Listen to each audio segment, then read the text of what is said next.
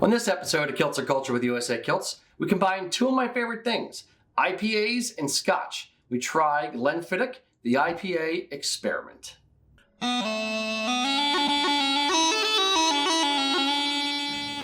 Howdy, boys and girls. Welcome to Kilts Are Culture. I am Rocky. This is my good friend, Erik. Yo. Today, special treat. Aside from the scallop cap, special treat. We are trying something. I saw it in the store and I was like, oh my God, I have to try this. This is Glenfiddich IPA, the IPA experiment. So it's effectively aged in IPA casks. So I love IPAs. I love scotch, like Glenfiddich.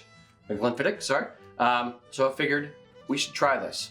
Mac, do you have any tasting notes on it, or am I my blind self trying to read the back of the bottle? You blind self is going to read the Okay, my bottle. blind self. All right. The first single malt finished in an IPA craft beer cask.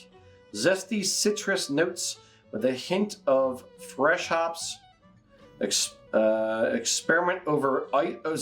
It says experiment over ice with a twist of blood orange. Nah. It's not how we drink. That's too fancy for us. Yeah, pretty much. All right. I have pre-watered mine a little bit. Yeah, I should water mine. I will say I cheated. I smelled it before we started. I didn't taste it yet. I cheated and I smelled it. It had a very strong alcohol-y smell to it. I put the water in about 5 minutes ago. This is when I poured it about a half hour ago. About 5 minutes ago, I poured some water in, and it definitely cut down on that harsh scent. Mm-hmm. It was definitely pungent. My glass was unwatered, and when I walked into the studio here, I could smell it. It's like, oof, yeah, that's off-gassing like crazy. Yeah. Okay, on the nose, Mac, what are you getting? I'd probably be getting more if I had Osage or blood orange and ice in it, but... You know what you'd be getting if you had blood orange in it? Blood orange. And we could have Jeeves bring you some up, Mac. Now, the citrus of a blood orange would go well with like the citrus kind of notes in most IPAs, like the grapefruity, citrusy kind of notes. So I get it. That's why they suggested it, yeah. Yeah. I'm not pulling anything in particular out, Mac. I'm not getting a lot. No, it's like the hairspray smell. Yeah, I'm getting just alcohol fume and a little bit of iodininess, Yeah, maybe a tiny bit of citrus, and I was gonna say a tiny bit floral, but yeah, because the hops have like a florally kind of smell to them. So it's definitely like top back of the mouth is where I'm like feeling it in the nose. All right, well, here we go. Taste it.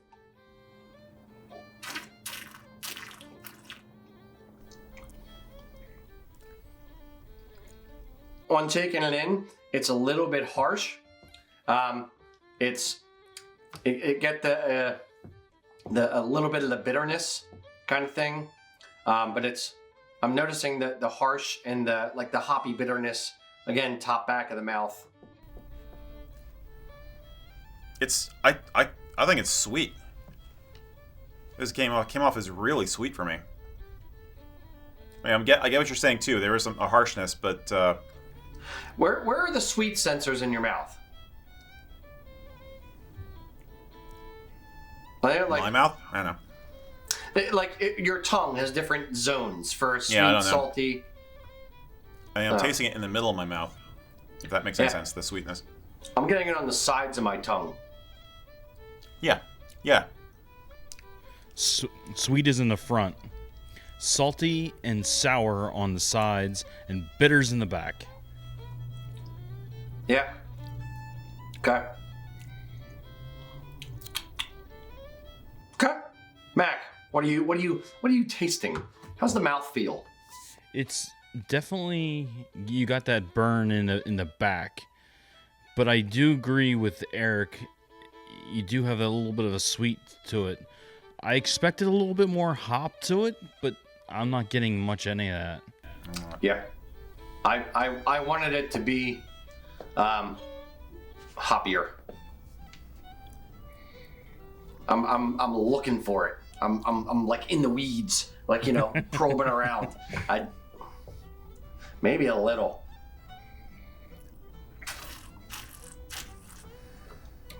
If anyone out there in Facebook, YouTube land, Twitch land has had this, let us know what you think. It's an experiment. It's one of their. It's not like their standard 12-year, 18-year, that kind of thing. So I don't know. We'll judge it based on the fact that it's an experiment. We'll get all scientific. I get my lab coat. Getting a little bit of the citrusy kind of tiny bit of it, not a ton. Yeah, to me, it's a little more floral than citrus. It's woody. It's kind of woody. A little touch of a kind of molasses. Honestly, you know what's reminding me of right now is some golden rums that I drink. It's reminding me of like a Cruzan gold rum. Okay.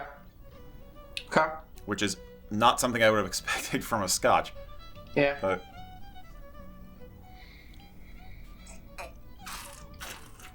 yeah. Yeah, it's very like oaky. Yeah. I'm Yes. getting a little bit of my heartburn meters going off a little bit from the anytime I drink an oaky one. Yeah, I don't know. It's not bad. Did it live up to the name? Is it a successful experiment or is it a failed experiment? I'm gonna say fail. I'm okay with it, but it does not make me think of an IPA. Very good point. I think if someone lined up 3 scotches on the table and said, okay, find the one that is the IPA that was finished in IPA barrels, not a shot in hell that I could figure that out. It would be a pure guess. Yeah. And like I said, oddly enough, it reminds me of a rum, which is weird. Yeah. But I'm getting a little bit more of the sweet now when I'm like just letting it sit in my mouth, or just the aftertaste. But yeah, Mac, pass or fail the experiment? I agree with Erik. I think this is a failure. I agree. Failed. Experiment portion failed. Now, taking out our lofty expectations of IPA-ness. I don't know if I should say that again. IPA-ness.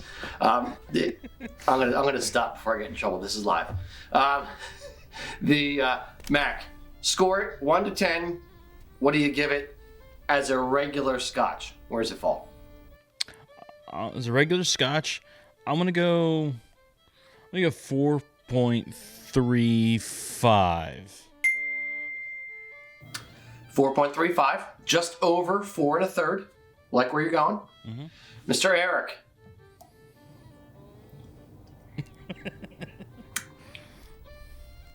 doing the Archer thing there. I'll go 4.6. It's not bad, and I have a feeling I'm going to like it better after this is sat on my table here for a few minutes and it's opened up a little bit more. But experiment fail, 4.6 overall. Okay. I would say experiment fail. I'm going to give it 6.1. Oh, I like it. Okay. I wouldn't go out of my way to buy it. It's a little bit better than average. It's not spectacular. It's fine. So 6.1. Boom. That's it. I think I'm going to agree with Erik though. I'm going to pour a little bit more, and I'm going to see how it tastes after it rests for a little bit longer later in the show. Yeah, it feels like it needs some time. I'm going to pour a lot, apparently. I'm going to pour a lot of scotch. Yeah. I'll be fine. Just answer their questions. All right. Very good. That's our assessment. Now, Mr. Erik. Yes, sir. Our boys and girls out there in YouTube, Twitch, Facebook land, load your questions in. Let us know what you want to know. What burning questions do you have about life, about the meaning, what the origins of the universe, anything. Let us know. We probably won't know the answers, but we at least know a little bit more about kilts. So, anyway, load your questions in the comment section. Mr. Erik, what is our first question of the day? I'm going to kick us off with a fun one, which came up from the comments when we solicited questions this week, and thank you everybody who did that.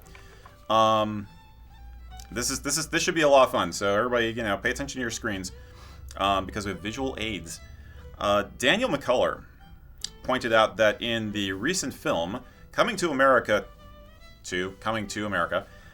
Wesley Snipes wears a beautiful kilt made from an African design fabric. Any idea how in the world this was made? Because it doesn't appear as though it would have been woven. And I would assume that this is in no way considered a tartan. Other people commented that they thought the design was awesome and they're curious about the whole outfit as a whole. And one guy said he has black friends who love kilts and they would probably kill for this because it's really super cool. So they're wanting us to analyze and dissect Wesley Snipes' kilt from Coming to America. I can give the background. Yeah, please do.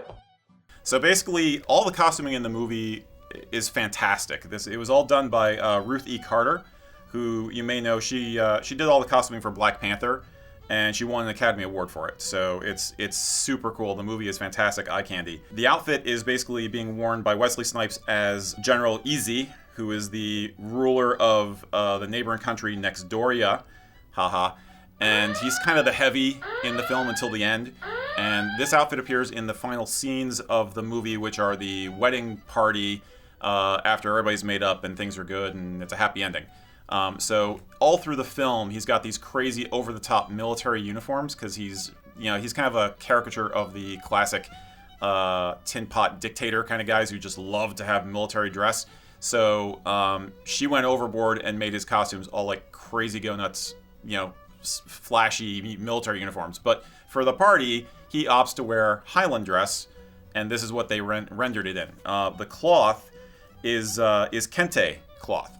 It's a traditional African fabric. It's most associated with the Asante or Ashanti tribe, who are mostly around the area of Ghana, and is a traditional art form there. It was originally done in cotton and indigo dyes, and then when Portuguese traders started showing up in like the 17th century, they started bringing in silks to try and trade with the native people, and guys would buy this and then pick the fabric apart to get the silk thread, and then they started incorporating a lot more color into their designs once they had that, and then they developed even further this art form. It's fascinating. I'll get into it in a little bit more in a minute here. Basically, it actually has some interesting parallels to tartan as a cultural thing, as a cultural object. But yes, so that's basically what the cloth is. And the kilt, as far as I could tell, is actually constructed as a traditional kilt. Yeah, you actually see the pleats in it. You can actually see the straps and buckles on it. So, and it does appear, like a real kilt. I mean, it's non-traditional fabric, but construction-wise, it looks like a traditional kilt. Erik, any other thoughts on that? Well, you had noted earlier that when we looked at the images, that you could tell that this was a woven version of the cloth, because you could see the underside, like in the shot when he's spinning or whatever. You can see the inside, which basically means it's woven, not a print. Kente cloth traditionally is a woven cloth, like I said. They produce it in these very, very narrow strips, which repeat the chosen pattern, those blocks. Basically, each of those is like a special coded pattern, which gets repeated through the strip. And then they stitch those long strips together to make a cloth that you can actually wear. The cloth is called kente, and the normal traditional garment that they would wear, which is kind of like a toga, is also called a kente. This is not like the cotton prints of kente fabric that you'll see. Like if you go to a fabric warehouse in Philly, They have a huge selection of kente-style cloth, which is basically really popular with the black community, and it's become iconic for the black African diaspora, especially in America, but all over the world. It just symbolizes Mother Africa, basically. But they have the same problem we do in tartan, in that there's a lot of knockoffs. Real official kente cloth, each pattern has a separate meaning coded into it. A lot of them are designed to emblemize a proverb or a saying or a political statement. Like, I ran across one which basically translated to, when you climb a good tree, you'll be given a push, is the translation of the statement. And basically meaning, like, if you're working for a good cause, people will support you. And those kinds of messages, each one of these blocks could have a different message like that in it. The colors have meaning too, which I find interesting because, like, tartan didn't get into doing that until the 20th century, but these guys were saying this color represents this, that color represents that, as far back as like the 17th, 18th century. So there's a whole language to this stuff. And again, kind of like tartan, where we have problems with knockoffs, like I was saying before, they have a problem in Ghana in that there are so many knockoffs of kente cloth that there's less income coming into the country to the artisans of the legit art form. So I find that interesting too. It's like there's another parallel there to what we deal with in the tartan industry. And then the final bit of trivia, which I thought was fascinating, is that any actual kente cloth design that gets invented and produced has to go before the royal house first. And if the king and his court decide they want it, it becomes theirs, and nobody else is allowed to wear it. If they reject it, I think they're probably very generous and polite about rejecting it, right? But if they officially reject it, then it becomes something that the public can use and wear. It's set free into the world, basically. And that there's a weird parallel there between clan tartans, for us, and a little bit of how some people think that there are tartans that are restricted to the royal family, like the Balmoral tartan. So it's kind of cool. Just all over the world, people are imbuing fabric with all this meaning and stuff. And it's really awesome. The directly to his question, I think two of the points he asked were, effectively, is it a cotton, or is it is it a real kilt, and is it woven cloth? So yes, I believe it's woven cloth just because you can see the back side of it. If a cloth is printed, it's generally just printed on one side, and on the back side you get some of the bleed through of the pattern on the front side. It's not generally printed, to my knowledge, on both sides. Construction wise, yes, the kilt looks like it was constructed like a normal kilt. Horsehair sporran appears to be a traditional, normal Scottish horsehair sporran. The one thing that I will say is interesting is the fabric appears to be, the real deal type fabric. The kilt appeals to be a real deal type kilt, but as many things go with Hollywood, they take certain liberties, or they want to do things to make it, they twist it for their own purposes. Erik showed me these shots this morning because we were trying to figure out if he was wearing a piper's blade, and he showed me this, and I was like, it's not a piper's blade. It's like sewn into the seam of the vest. It's weird. So it's like a half sash piper blade hang down the back, not real. It's just a made up thing. That is straight up Hollywood. The kilt itself, construction wise, appears to be like the real deal kind of thing. And in that shot, you could see it's got the hip strap. He's wearing a kilt belt with it. He's got the horsehair sporran. You can see the fake piper's blade hanging down the back. It's awesome. It's funny though, because we'll always say never wear a fly plate or a piper's plate with just a shirt or just a vest. And here we go. Madam Carter has basically said, "Oh yeah, I'll show you what you can do," and she made this up. I'll show you two little YouTubelings. Right. I kind of get it though, because if he had been in, the movie is built around dancing. The dance numbers are fantastic, and Wesley Snipes is an awesome guy, and he really just, for me, he stole the show. He's a hoot. I love the guy, but I could see where they wouldn't want to have him in a jacket because it'd be harder to move. You know what I mean? And the color pop from the shirt really works too. If like the cuff on the one cuff on the shirt actually is like embroidered or something. So they made the shirt an integral part of the outfit and lost the bulk of the jacket so that he could actually move as the character. Yeah. So it's really cool. Yeah, really it's balancing Hollywood cinema, and movement with. I can't use the word tradition here, but my tongue won't let it come out. But yeah, it's finding the balance exactly. Yeah, but yeah, I think it's cool to have different cultures kind of intertwine in that way to a degree when it's done well. Like the kilt in a different cloth. I've seen way back when the company KAOTM did some like Native American style blanket intarsia type weave and made them into kilts for the Dress to Kilt show up in New York, the Fashion Week kind of thing. And it's neat seeing kilts made out of different cloth. It's not everyone's cup of tea. It's definitely taking it off on a tangent. It's not traditional, but it's just an interpretation from a fashion aspect. I appreciate it in that way. I don't love it. It's not something I would wear on a regular basis, but it's neat to see what people do with it. Yeah, I have a KAOTM, one of those old KAOTM kilts. Remember, it's the Celtic knotwork one, not the blanket one. But yeah, it's cool, and it gives me a very primal warrior vibe when I wear it. So I really dig it for that. Definitely not traditional. Definitely modern spin on tradition. And that's what they're going for. I mean, the character, General Easy, he's all into being, muy macho, kind of, generalissimo guy. So I can see why they chose a Highland military aesthetic for that outfit, because, kilts and everything, they're associated with weddings because of pipers, so that makes sense.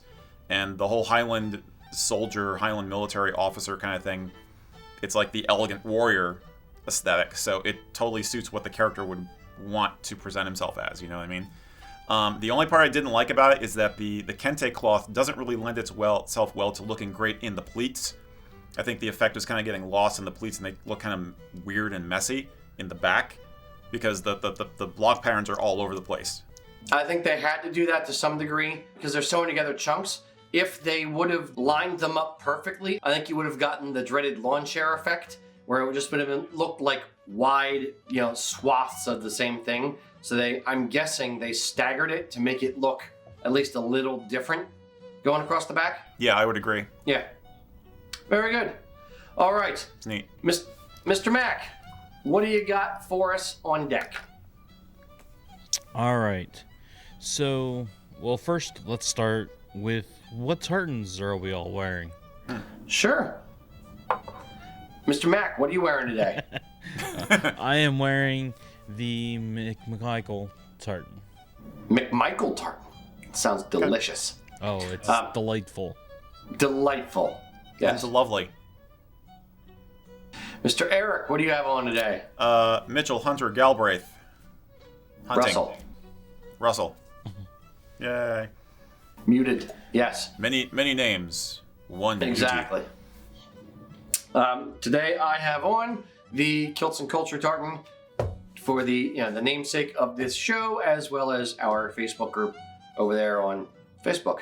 Oddly enough, Kilts and Culture.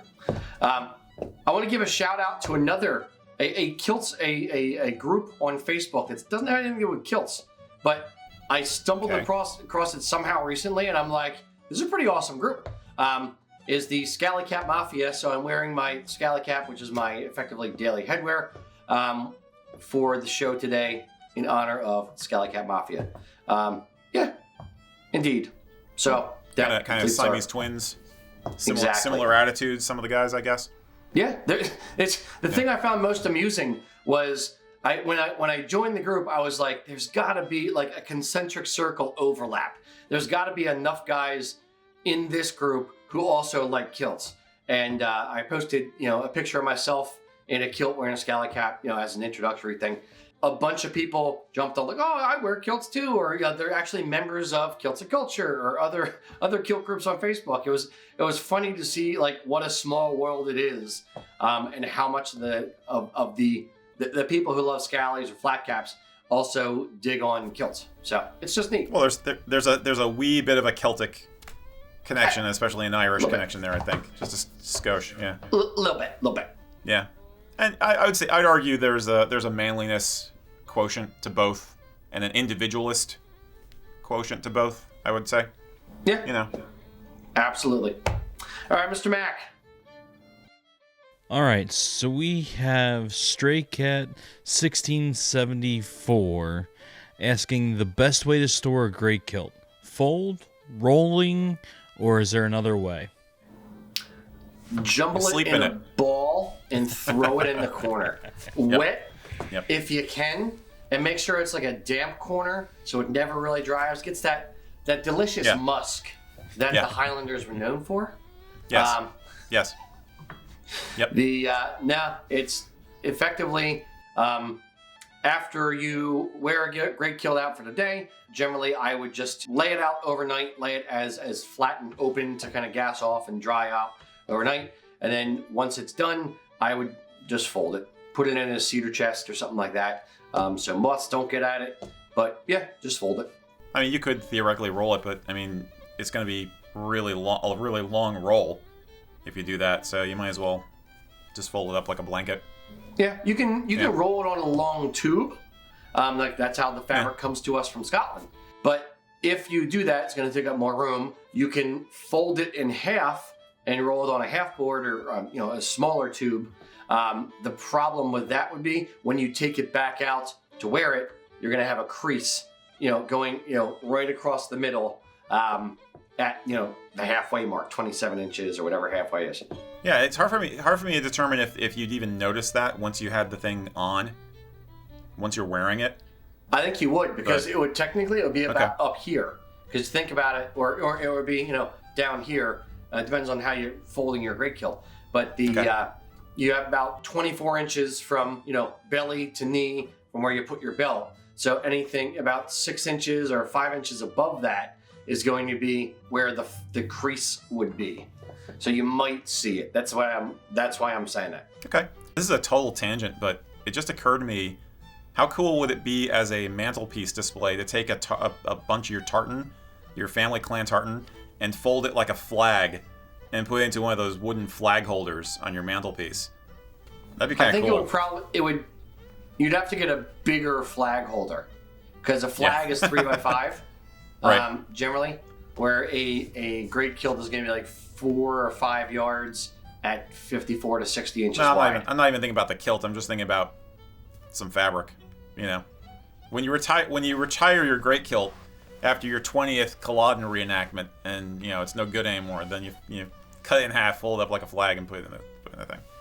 Okay, I can see that. Why not? Yeah. Why not? Yeah, people people frame stuff all the time. That'd be a different and neat way to kind of do that. Sure. Maybe. Absolutely.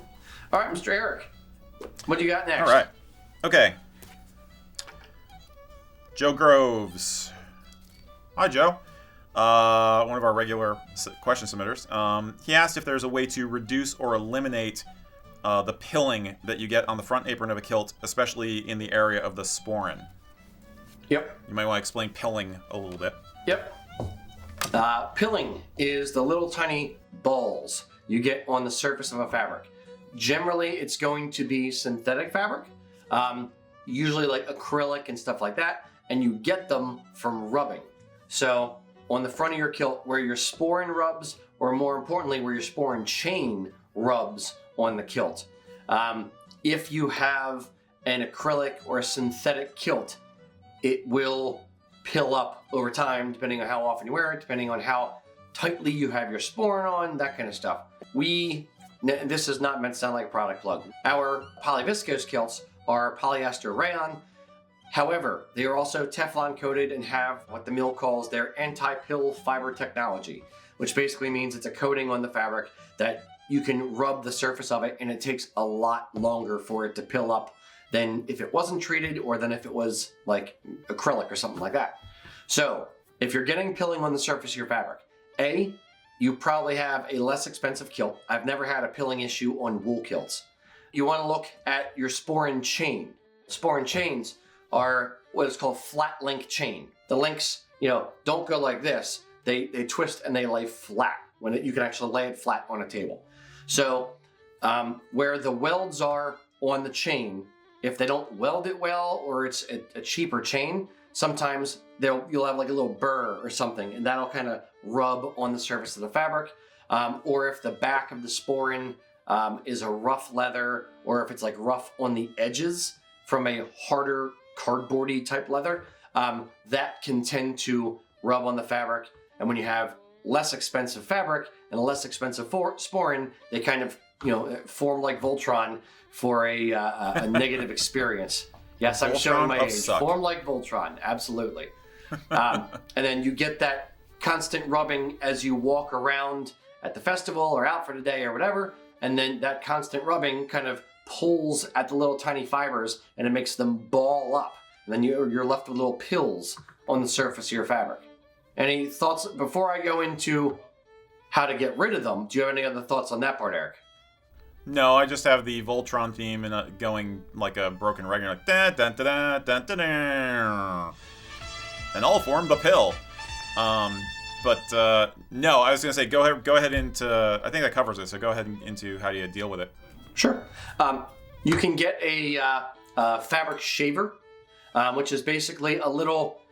Think of it like an airplane engine turbine kind of thing, but instead of the normal things, you have little razor blades. And little razor blades behind a screen, and like a loose screen. And you put that on your fabric and you kind of run it over top, and the pills kind of go up through the little holes in the screen, and then the razor blades come and scrape them all off. So you can get that. If you don't want to go out and buy something, you can use a Bic disposable razor, lay the fabric flat on a table, shave gently over top of the fabric going with the grain, and it'll take the pills off the surface of the fabric. You have to be careful. You're using a razor around a kilt, which is why the fabric shaver is a good idea.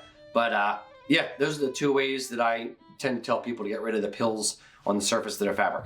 And then for your next kilt, invest in something that's not going to pill as much. Pretty straightforward. Yep, yeah. Cool. Mr. Mac.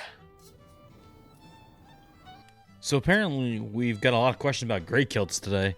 So we have Anthony asking, out of curiosity, are there any mills that do 60-inch width for use for a gray kilt? He knows that a lot of mills do 55-inch, but is interested in a wider one. Yeah. I will start by saying this. For a gray kilt, that's a very intelligent question. You want to make sure, especially if you are over 6 foot tall, that you're getting the widest fabric you can for your great kilt. You want to be able to wrap it up and pull it over the shoulder and meet up here, pull it over the head like a thing. And if you pull it up over your head and it's too short, you're gonna be hiking it up above the knee. So that's it's a very good question. The mills typically say, like lapels will say 54 inches wide on their double width.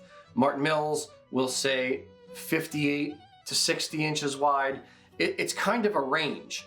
The mill will weave the cloth, and then when they go to the finisher, the mill's going to tell the finisher, okay, I want the cloth stretched to this. So when they wash it, they clean it, they treat it and all that kind of stuff at the finisher, they're pulling it and setting it at a specific width, and they're putting it on tenterhooks and pulling it kind of thing. So there's always going to be a range. I don't want to say specifically, yes, this cloth is exactly 60 inches, because God knows you're going to need exactly 60, and the piece that I get is going to be 58 and a half. It's kind of a range. That's why most mills just say double width. They don't really say exactly this width, they say double width. But most mills are on the very low end for double width, 54 inches. On the high end, 60. Some 11-ounce cloths, I think, even go up to 62. But that's kind of the range. What I would say is, if you're concerned about the length or the width of the bolt for your great kilt, drop us an email and say, hey, I want to get the Mitchell muted tartan. What mill? And I'm 6'3". I want to get the widest bolt I can get for a great kilt. What mills can I go with? And then we'll look at the mills. We'll email them and say, hey, what do you have on the rack right now, or on the shelf right now? What's the width of the bolt? Tell us, and then we can go back to you on that. But generally speaking, Martin Mills, Strathmore are 58 to 60 inches wide. Lochcarron's double width is 54. House of Eggers double width is 55, I believe, the Nevis range. or their Balmoral range, or Hebridean range, excuse me. And who am I missing? Batleys. I think they're about 58 as well. So it's a sliding scale-ish to a degree. Anything to add to that, Mr. Erik? Not really, except that I can appreciate wanting the extra width if you're a bigger, taller guy. But at the same time, they weren't going to be that consistent back 200-300 years ago either. So it's kind of a modern. We're wanting a modern convenience that may not have existed back then. Well, they would have pieced it together. Right. Which is, I suppose, would be another option. But yeah. There's nothing major about it. But yeah, if you're a tall guy, get in the Gary kilt. You definitely want to make sure that it's the widest you can get. All right, Mr. Erik, what's our next question? Okay. I'm curious what these other gray kilt questions Mac Can has you wear are. a flat cap with a gray kilt? You could. All right, Charles Bauer is a Texan, and he says he's interested in wearing a tweed vest for outerwear in general, not necessarily always paired with a kilt, though he does wear kilts. He says his default when he's not in a kilt is to be wearing a Western style shirt, the kind with the pearl snaps and everything, and a pair of jeans and cowboy boots. So he's wondering if the kilt style, Highland style tweed vest would look good with that look. Should he consider adding lapels to the waistcoat? And he's wondering, this is a good question just for clarification for everybody. He's asking if the lapels go all the way around to form a collar or if they stop. And does it make sense or not? Sure. Would it work? To some degree, I'll say, would you wear a vest? Take Highland wear out of it. Would you wear a vest with a cowboy shirt and jeans and a pair of cowboy boots? If the answer is yes, I'm not up on my cowboy fashion. I will plead a bit of ignorance. Erik's got a little bit more exposure. But if you would wear it with it, then sure. I'm happy he didn't say that he wanted to wear a kilt with a cowboy shirt. That I would probably have and a pair of cowboy boots. I'd probably have a lot stronger opinion on. But the vest itself, my only thought would be making sure if you're trying to have one vest to wear with a kilt or with your cowboy shirt and jeans, I'd say yes, it could probably work. I would make sure that you're getting a vest with the peaks on the bottom, so that they go down a little bit further. I wouldn't want to get a vest like super, super long, because then it wouldn't look great with kilts, but it would look okay with a pair of jeans and a shirt. On the other side, you can get one that's long, but it wouldn't look good with the other. So it's a balancing act. You have to kind of find that happy medium where it's a little bit long for the kilt, but still acceptable. A little bit short for the jeans, but still acceptable. Fine. And the peaks on the bottom kind of help bridge that a little bit. Yeah. I think that how well it'll be able to traverse both styles of clothing will possibly depend on your body type. If you're really skinny, you might get away with it better. I'm not sure if you'd get away with it as well if you have a belly, just because things tend to ride a little bit differently. And the vest is going to stick out a little bit more. So my basic thought would be, personally, I wouldn't combine a roper or like a panhandle slim kind of shirt. Yes, I've worn them. Arizona. So basically, some of the rodeo shirts are a little more full cut now and have fuller sleeves. I think those will look better with a vest in general. The classic cowboy shirt, Western shirt, like Panhandle Slim is an old brand name. It's cut very close to the body. The sleeves are very skinny, and the yoking details are very prominent. That, I think, looks odd with a vest. I think those shirts were really meant to be worn without any layers on top of them. They're just supposed to show off on their own. They're kind of a work of art by themselves. If you go for a more vintage cowboy shirt, like something from Scully's, Wawmaker, those guys, or even, dare I say it, the grandfather shirts that we sell, because those are in the mode, they're more fully cut with a larger sleeve and they're a little more blousy, they'll look better with a vest as a result. And you don't have the detailing on those that's going to interfere with the look of the vest the way I think the yokes and it's mostly the yoke I'm worried about. And the prints are the prints. But the yokes I think would look odd coming out from underneath a vest, and the flap pockets would just look odd underneath a vest if you wear the vest open. It might work. I'd say the probability of it working well are fair to low. Therefore, I'd get a vest that works better with kilts because you're going to get more use out of it with your kilt than you would with a cowboy shirt and jeans and that kind of thing. Probably. So, your mileage may vary. You may put it on and be like, dude, this is my new look. That's it. Every single day, going to the office. That's what I'm wearing. Right. More power to you. Right. But it's, if it were me, I would buy it for the kilt and then try it on in my home and say, okay, does this work? Can I make it work? If yes, sure, great. If not, don't worry about it. The collar, the lapels on it, he asked if they were all the way around or just the front. The lapels on the vest, at least the vest that we sell, actually end right at the shoulder seam right up here. So they're just lapels for the front. They do not go around the back of the neck. And that's normal for most vests because you wouldn't want to have that excess fabric interfering with the collar of a jacket when you're wearing the vest with the jacket. So that's actually pretty normal. Like even, like the Western wear vests I've seen are the same deal most of the time. Yeah. Erik, can you think of in your vast cowboy experience, thinking back to your childhood as a cattle rustler, can you think of any, I'm picturing like Lone Ranger, and I don't remember him ever wearing a vest. Can you picture anything, any cowboy shirt with a vest or anything over top other than maybe a leather vest kind of thing? Sometimes you, like, especially if you're talking like the 70s and when things were just generally awkward, almost on purpose. I could see guys with fringe vests and stuff. Yeah, like talking about like my dad's day, wearing a leather vest, like a suede vest with a cowboy shirt. And something about the suede, it becomes forgivable. You know what I mean? The way in the 70s things were just kind of like very loosey-goosey in terms of putting different styles together in general, and that went over into Western wear too. But most of the time, I mean, the traditional cowboy shirt comes from the 50s.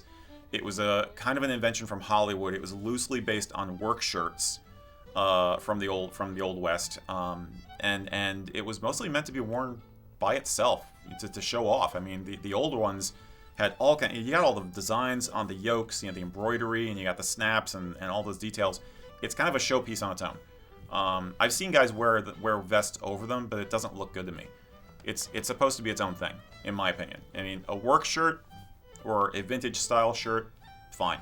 Like you got like a denim work shirt or a Carhartt's like a duck work shirt with a vest on top. That looks really cool, and you'll see that a lot like at SASS shoots and stuff like that. So, yeah. Yeah, that's indeed. my take on it. All right, Mr. Mac, what do we got? So we have Howard asking, firstborns, what's the deal with seal? Legal, legit? What are your thoughts? Sure. Seal sporrans are very, very legit. That's traditionally what dress sporrans are made from for at least 100 years. Seal is a very, very hard-wearing fur. It's got a nice sheen to it. It's shorter hair. It's beautiful works of art. It's legal in Canada. It was legal in Scotland up until, I want to say, like 2010-ish, around there. And then all of a sudden they said, nope, seal is banned. And apparently it was banned for a few years. And the Inuit Indians were, laboring the EU. The EU is who banned it. And the Inuit Indians were petitioning the EU saying, look, this is our livelihood. We need this. So the EU allowed for, specific things for seal. They said, okay, fine, you can sell it, but each individual hide has to go, has to have a serial number, has to go back to the animal to be able to trace it straight back. So it's a much more regulated industry, so to speak. So now it is legal again in Scotland it is still not legal in the U.S. So if you're in the U.S. and you want to seal sporran, so sorry, so sad. Even if you bought it in Scotland, I didn't say this, now that I'm recording it on video, but I didn't say this, but some people might try to sneak it through customs or mail it to yourself. However, you're not allowed to have it in the US. It's like, we can't, as a company, we cannot import them, we cannot sell them. Bovine is probably the closest in hard wearing and shorter hair to seal. It's not the same thing, but it's similar enough. And there's a lot of other types of furs that, you can get into rabbit fur or musquash or mink or all these different kind of things. But yes, seal is very, very traditional. It's a flatter, like a flatter pelt. It's not quite as dense as some of them out there, but it's very hard wearing. It's got a great sheen to it, period. Mr. Erik.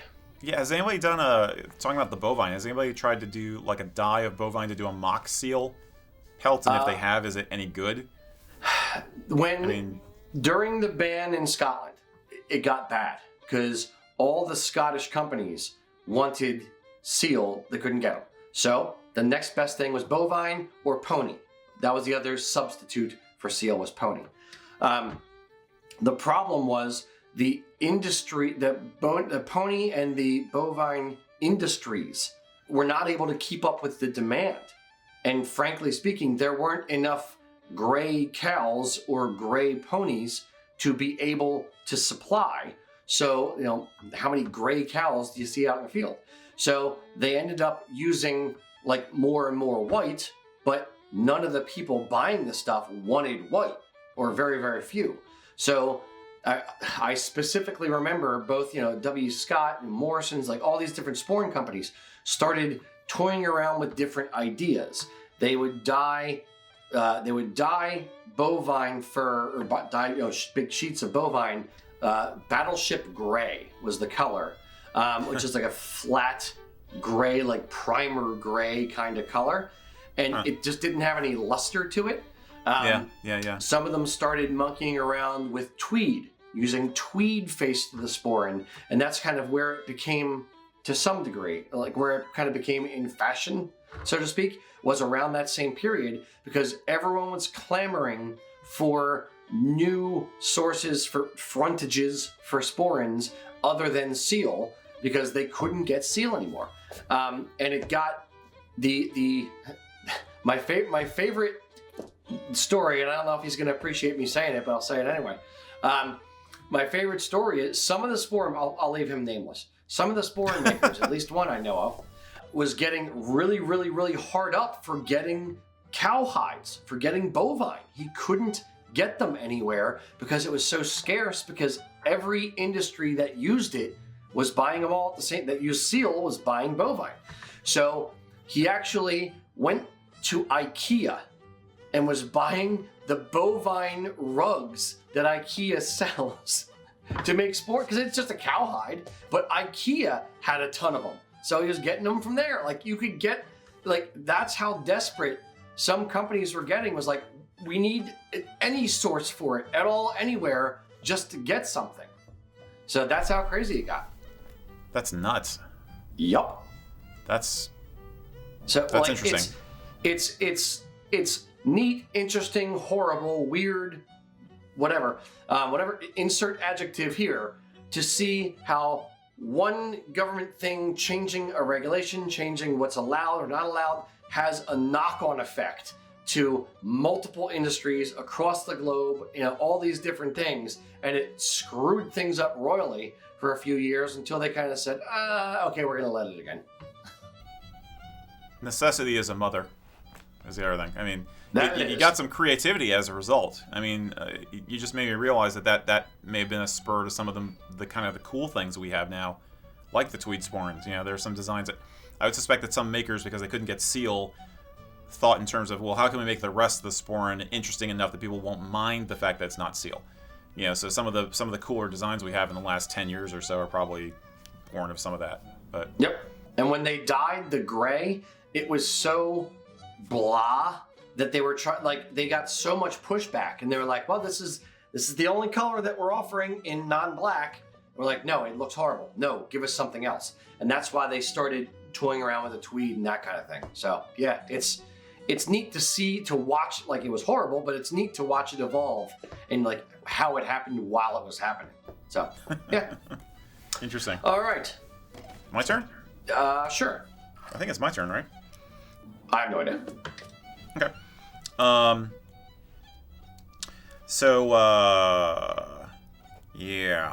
Justin Smith commented that he knows that on the shows we're always using the Glencairn glasses for the scotch, and he's wondering, why are the Glencairn glasses a thing? Are they really good for tasting scotch, and would we recommend using them for other kinds of alcoholic beverages?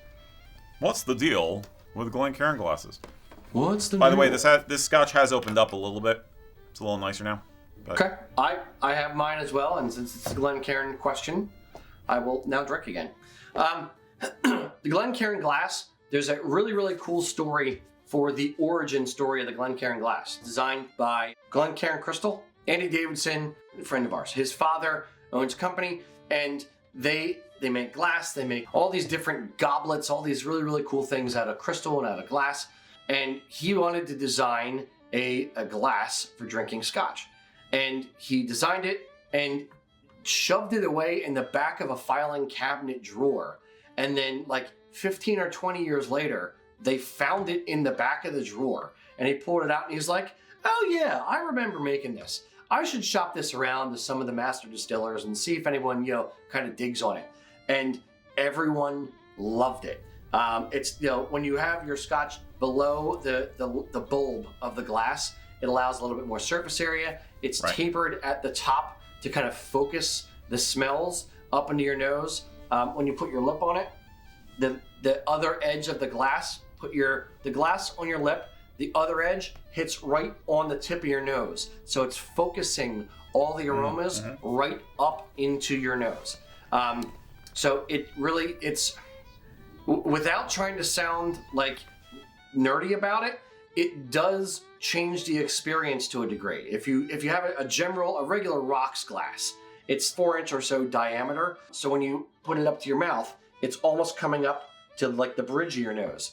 And it's a lot more of it is escaping. A lot more of, the surface area is a lot bigger. This, focuses it right up into your nose and allows you to experience it, in the mouth as well as in the nose in a slightly better way. My palate is not quite that refined. We do it just because they look cool. But no, they work. They work. This helps. Yes, but experts will say that it helps. This has become the bog standard for all the master distillers over in Scotland. They actually copyrighted the shape of the glass. And I think their copyright expired like a year or two ago. So now there's probably going to be more companies making the shape of the glass. But they had the copyright on this shaped glass for quite a long time. It's the same idea as like a brandy snifter in some ways, except you're not warming it. I've never seen the guy hold it like I could see doing this maybe, but I don't think this is what they do. But I mean, you would usually use a snifter like this to warm up the beverage so you get more of the aromas coming out. I've never seen anybody do that with whiskey, but it does work with other alcohols. I use this for rums and stuff. It just because of the same principle. You're just capturing more of the aromatics and everything. And it just feels nice too. I mean, it's a comfortable glass. It's elegant but not stuffy like a wine glass too. So I think there's something to it, on a lot of levels. So yeah, and they're not. It's not like they're that expensive. Sure beats a shot glass. Right, or a jelly jar. Don't ask me how I know. I don't think I like drinking scotch out of like a Mason's jar, like sweet tea on the back porch. I have nothing to say about that. Indeed. I wouldn't know anything about that. Yeah, so no, it's whether you get it from us or somebody else. If you like scotch or you like bourbon or anything like that, try it out of a Glencairn glass. It does make a bit of a difference if you know what you're looking for, and even if you don't, it probably does. Right. Yeah, like I said, they're not expensive, so why not? Yeah. Indeed. Cool. All right, was that you or Mac? That was me. All right, Mr. Mac. Well, before we get to the next question, I think it's time to do something. Our ambassador this week is the incomparable, the amazing, the one and only Sarah Jo Fegley. Sarah Jo is one of those people who covers the whole breadth of Highland dress in the sense of she takes it everything from punk rock, super cash, all the way up to full formal and elegant. And her history is that she got into kilts as a result of being in a pipe band. She comes from a musical family which has both Scottish and German ancestry, and they were very musical, and she showed an aptitude for music at a very early age. She started playing drums at the age of, I think, 5, and very quickly showed talent for it. So they thought about her joining school bands over the years, but it never quite felt right to Sarah Jo. So her mom, genius move at one point, said, you know what, maybe you should consider joining a bagpipe band. And so they went and saw a performance by a band, and this was back in 2000. She was at the tender age of 13. They went to see a band perform, and she said, yep, that's what I want to do. And after the performance, basically marched right up to the band and said, hey, I want to join. And this is a very old school, very traditional, regimental kind of band. And at first they were kind of like, yeah, right, kid.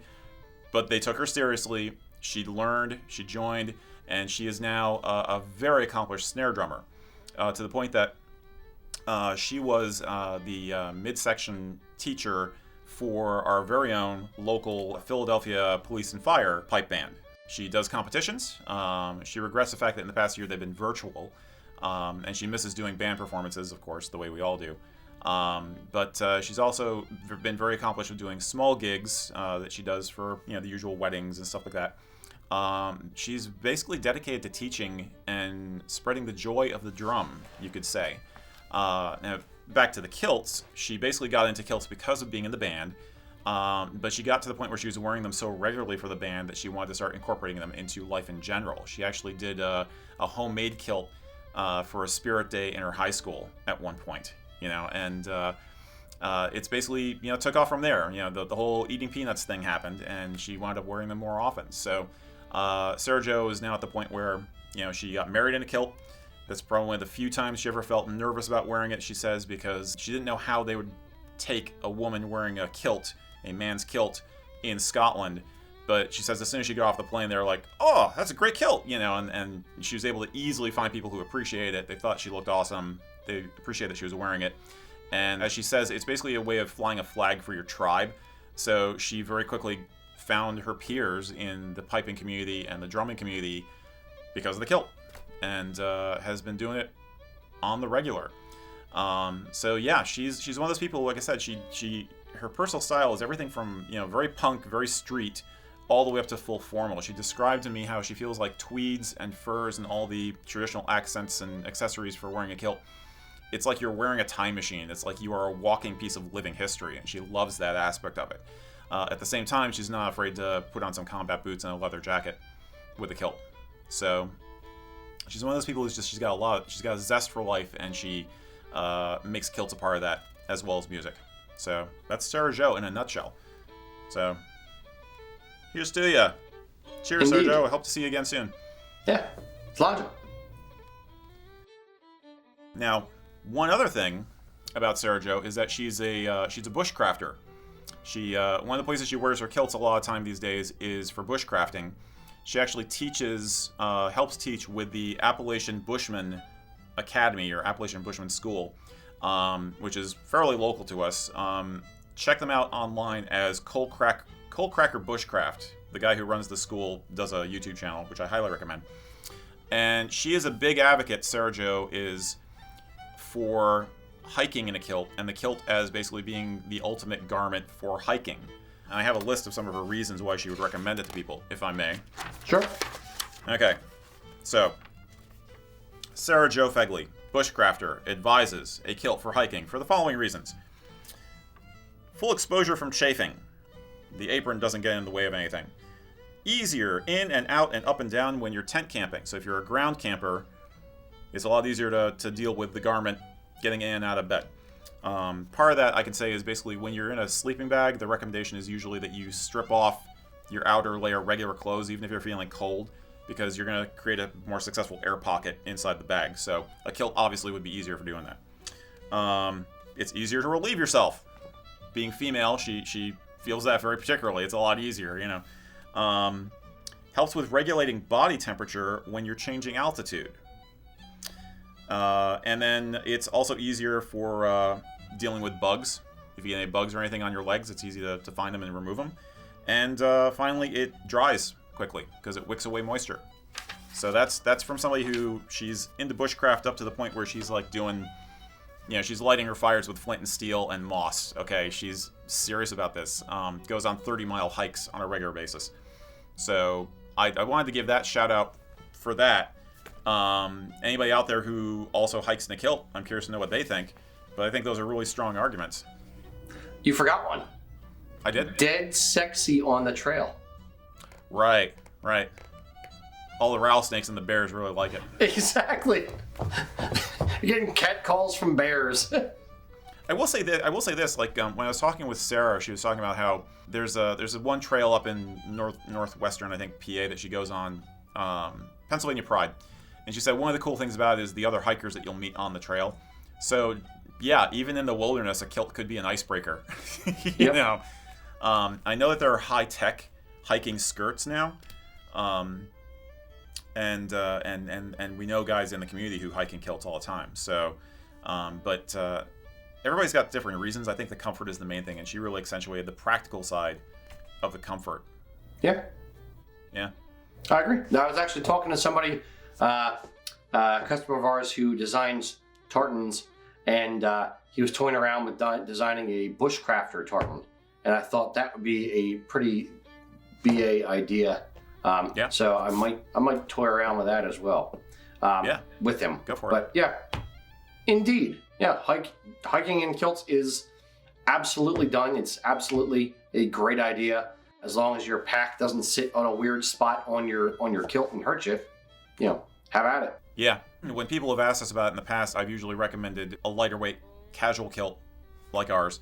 And specifically, I can talk about ours because that's the one I know. But it's got the Velcro closure, so it's a flat waistband. You don't have to have a belt with it. It does not have the straps or the bulk that a traditional wool kilt will have. So if you're concerned about the hip strap of your pack being in the way, you don't have to worry about it. So yeah, there's something to be said for that, and I think polyviscose for a hiking kilt is good too because weight equals pain. So at the very least for warmer month, I think the PV is a good idea, and that's what she uses. She like the pictures we showed of Sarah. She's wearing one of our polyviscose casual kilts in the Kilts and Culture Tartan. So, indeed, keep it simple.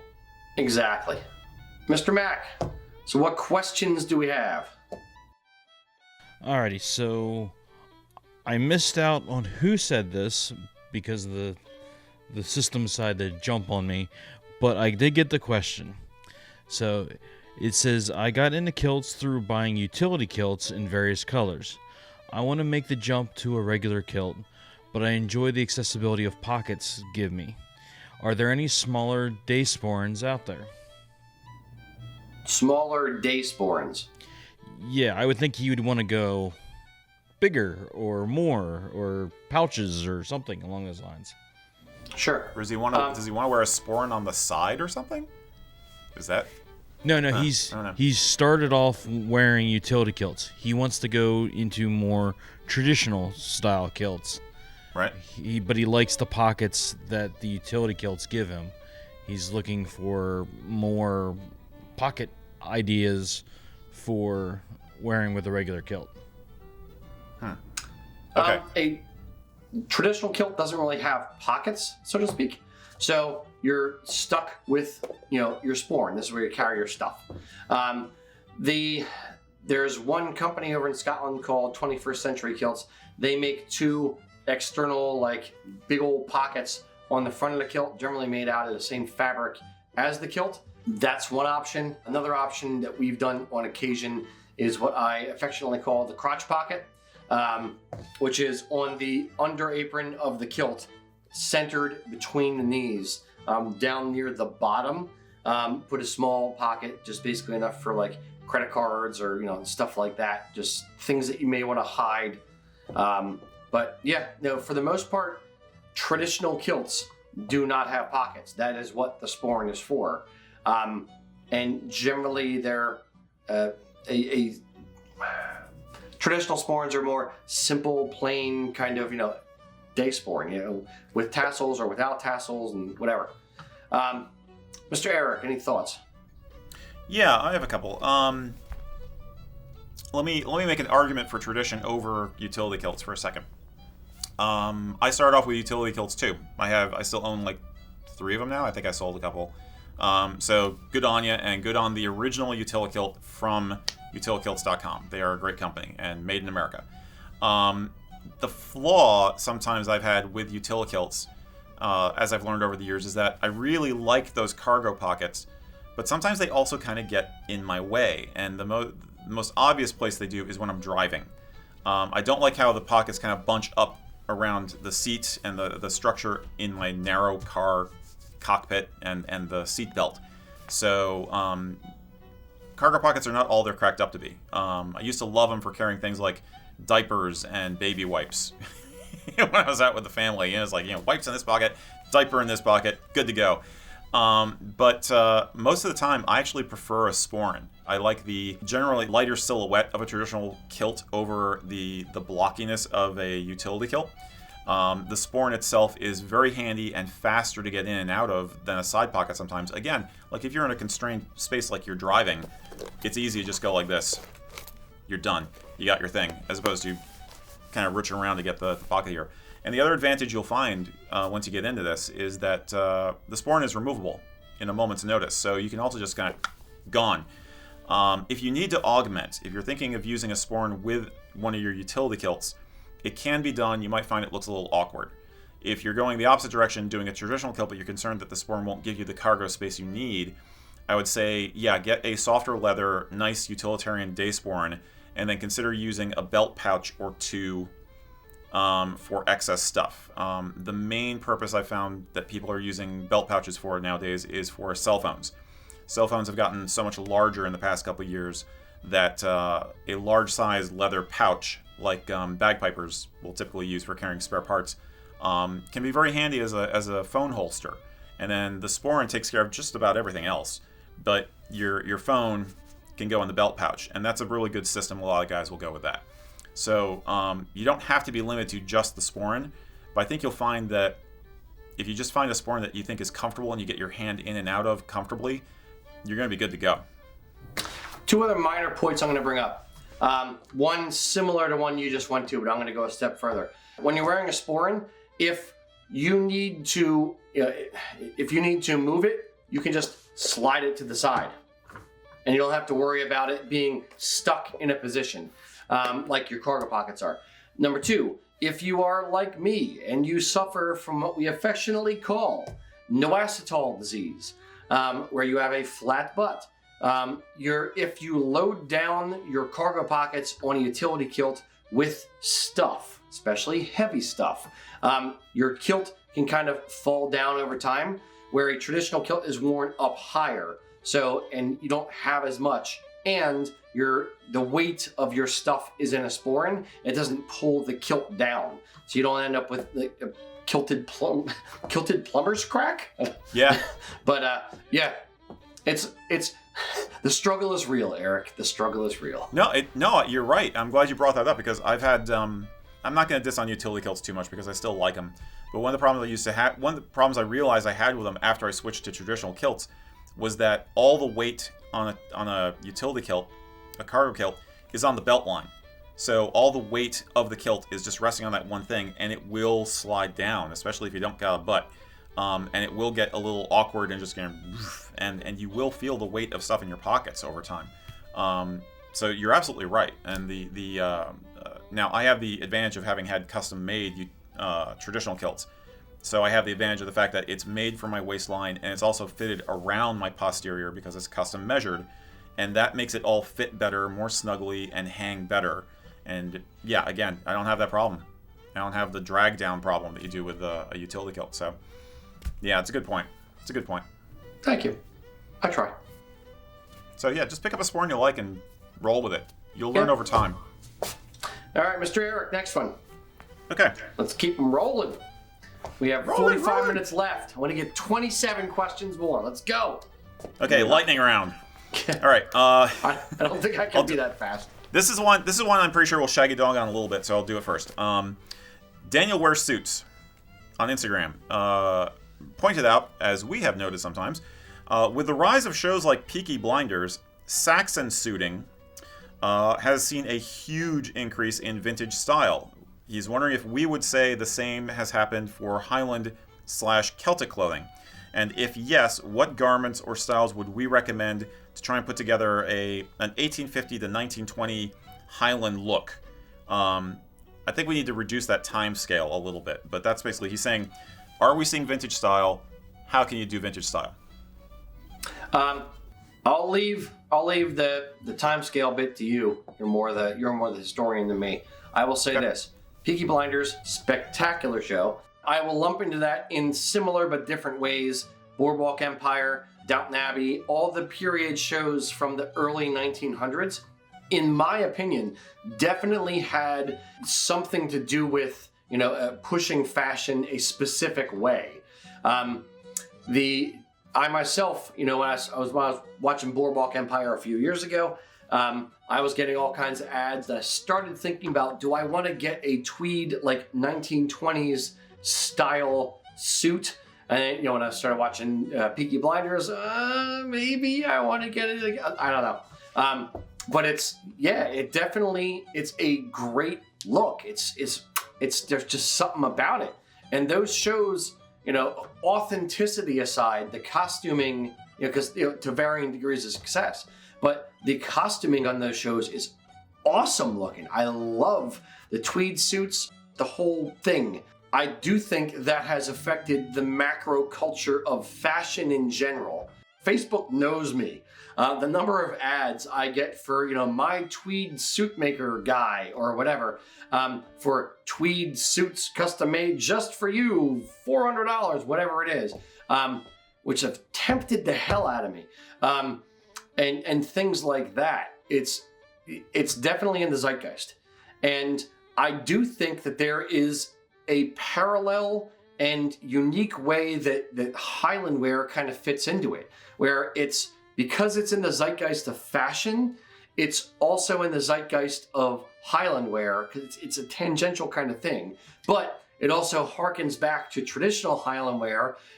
So it's a weird mixy-matchy crossover of people that would enjoy it for different reasons. One, because it's fashionable. Two, because it's traditional. There's all kinds of different reasons why people could get into this. There's a reason why tweed jacket and vests in kilts and in pipe bands and things like that have been on the rise in the past 10 years, because it looks friggin' awesome.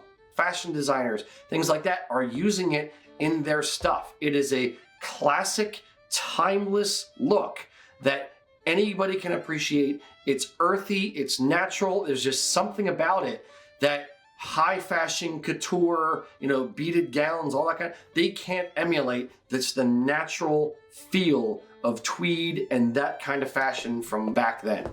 Yeah, basically, as a friend of mine would say, I'll take it one step further.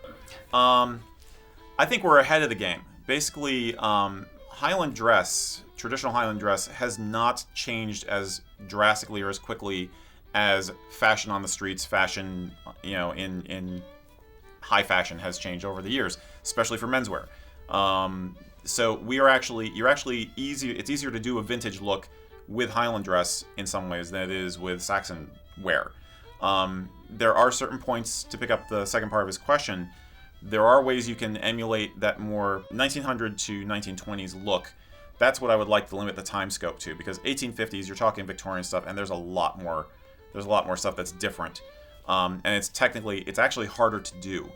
But for a 1920s look, a vintage look, you're already halfway there if you get a tweed jacket. They went in and out of being interested in some of the classic Highland wear accents, like the gauntlet cuffs and the excess buttons and the epaulettes. They were sometimes very popular, sometimes not. You can go either way. If you want a more elegant 1920s look, I might tone those down a little bit, because they have become more of like an emblematic uniform, like I'm wearing Highland dress kind of thing, as opposed to I am a vintage Highland person, if that makes sense. The vests tended in the 1920s not to have lapels on them. because they didn't want to accentuate the chest, at least in British fashion, as much. And so a simple vest, simple tweed vest will work fine.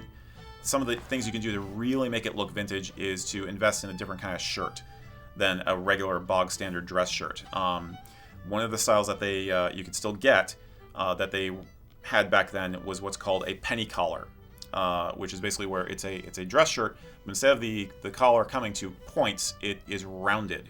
So that's one way to give yourself a more vintage look.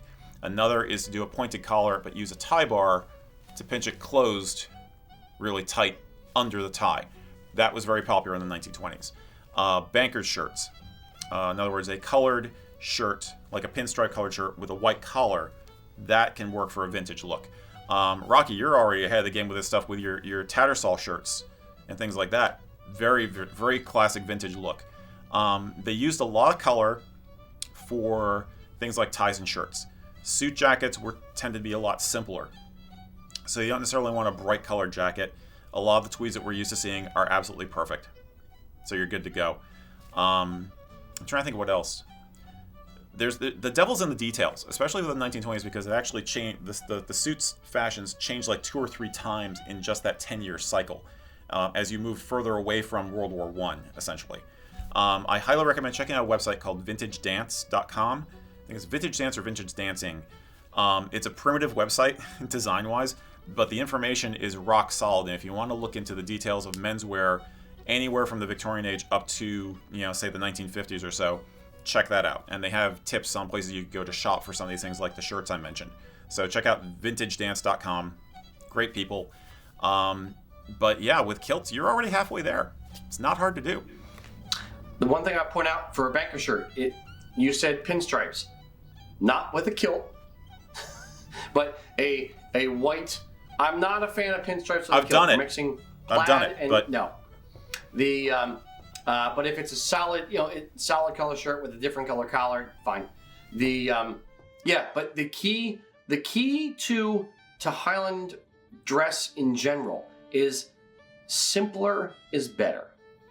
A simpler day sporran, a simpler, jacket,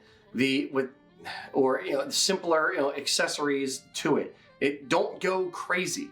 The crazier, the more layers you add, as it were, the further away almost you get. As crazy as they would have gotten would be like a Tattersall shirt and a window pane check, tweed jacket. It's simpler is better when it comes to that kind of stuff.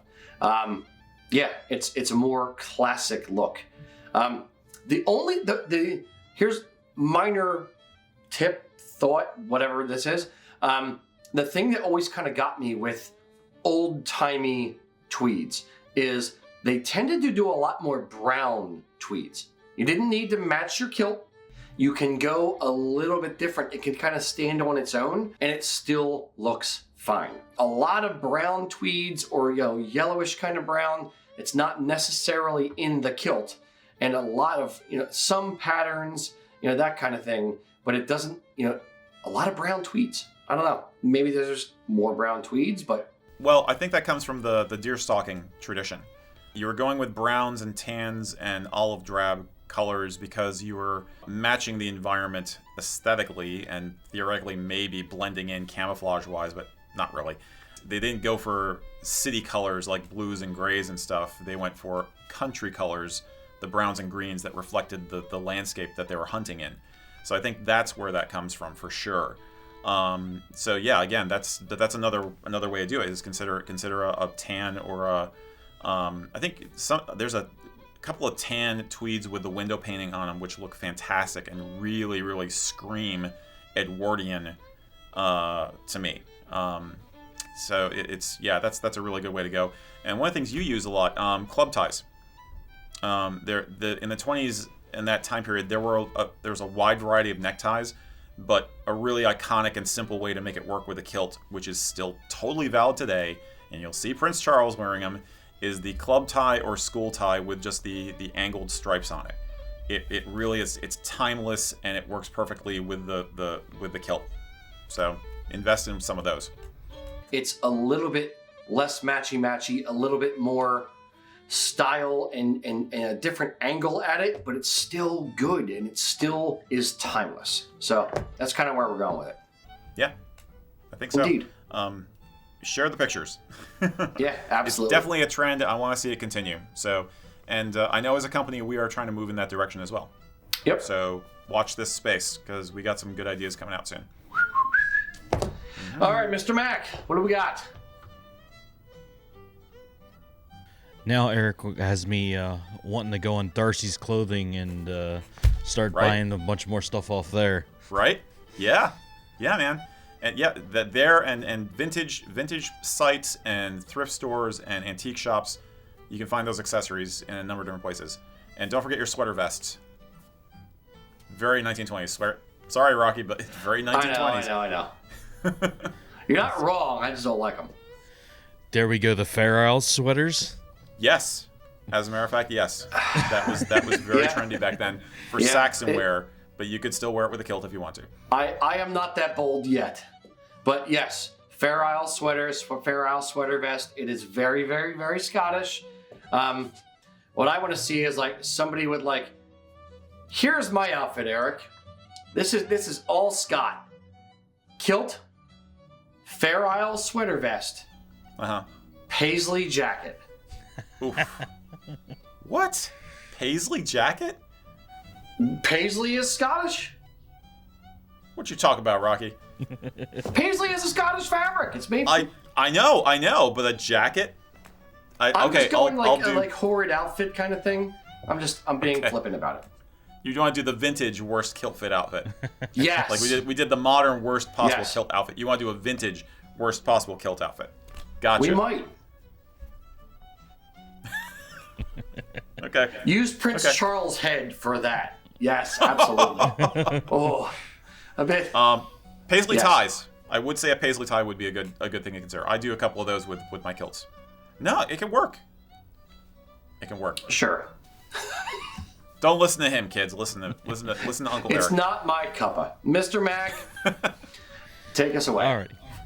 So we have Ernie asking, how long does it take to make a custom tartan from plans to finish? We've also had a few other questions about like the process that a custom tartan, how it gets from your head to finished product. I didn't know if Rocky, if you could take us through those kind of steps. Sure.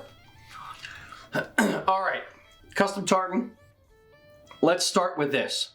Here's the ground rules. Gonna make a custom tartan, and you want to register the tartan all the way through, your finished garment. So, step one, start looking, start recognizing, start critically looking at other tartans and figure out what kind of patterns you like. Do you like busier? Do you like simpler? Do you like having a border around a division like McDonald Clan Ranald, where there's a white stripe that kind of breaks up the sections? Do you want two main pivots where there's two stripes that are the pivot points? Or do you want something like Royal Stewart, where there's one pivot and then one big wide field of red? Start looking at tartans critically and figuring out which ones you like and try to assess why you like them. Next, find a tartan designer on a website that's free. They're all free. Save a bunch of different designs. Live with it for a bit. And all of that takes as much time as you want to take. So you can take 2 days or you can take weeks and obsess over it. Then you submit it to the tartan register. And by submitting it, it's going to be like 70 pounds, about $100 or so if you register it yourself. They're going to want to know the name that you want to call the tartan, the thread count, the reason, what colors you use, all that kind of stuff. When you give them money and say, here's my tartan, here's the design I want, go, they're going to take 2 weeks-ish. They're going to take that design, take the data you give them, the name, all that kind of stuff.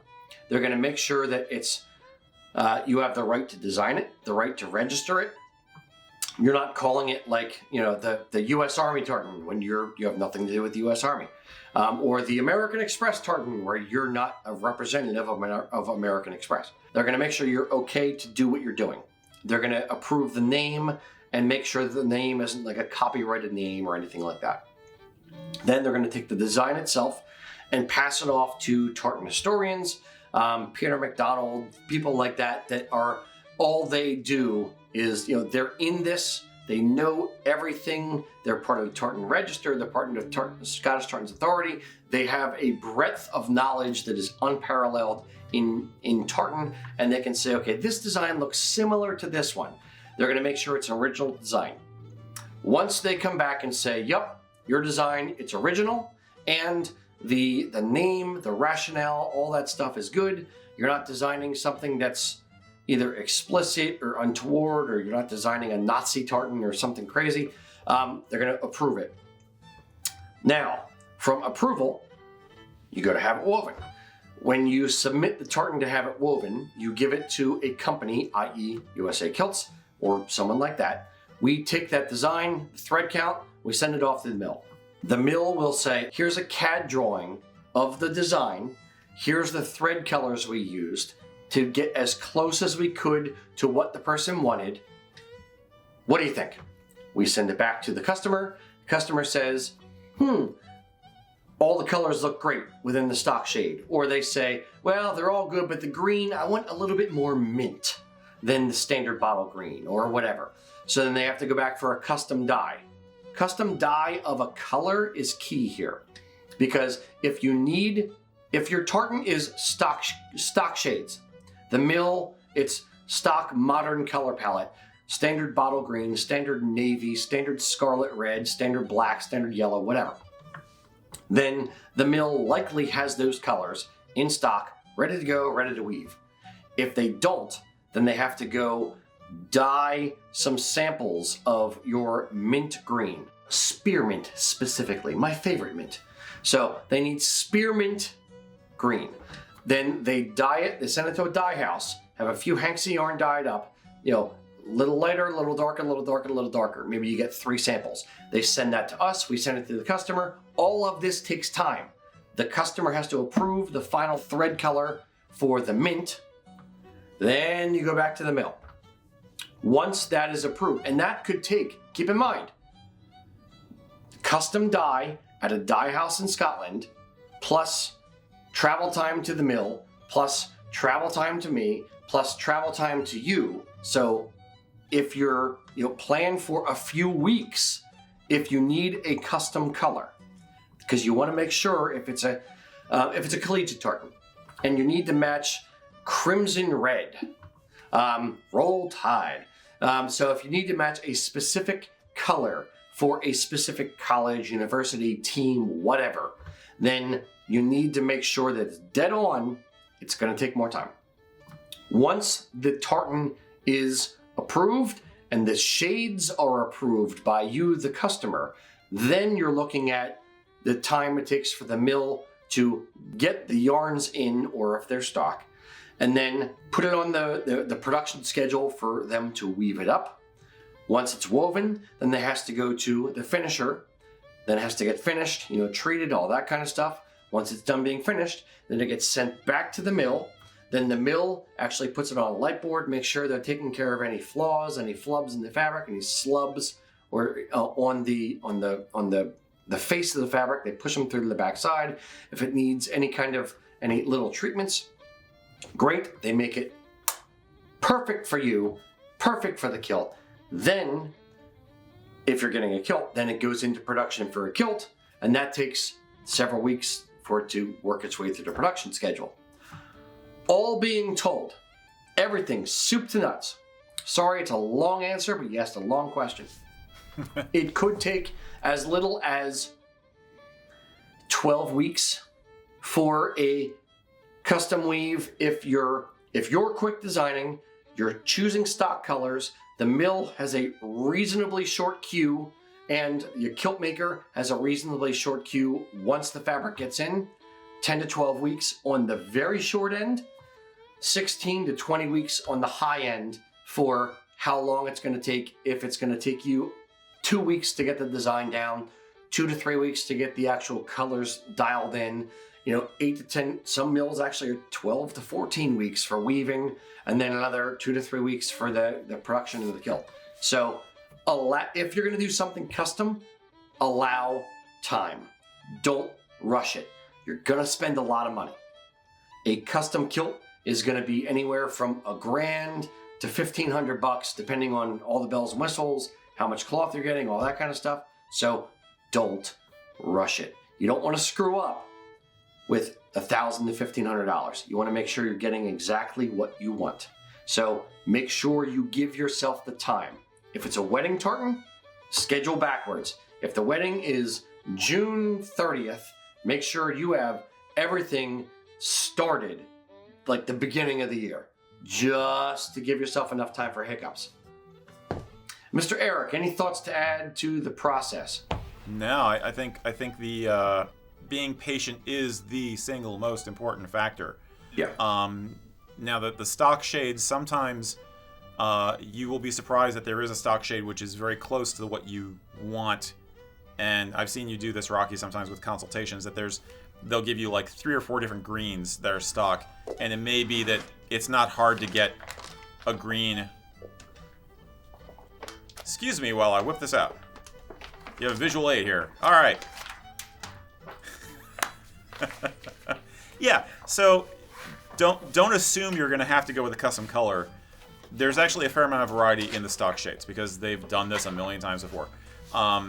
But we have experience where people get very, very, very picky.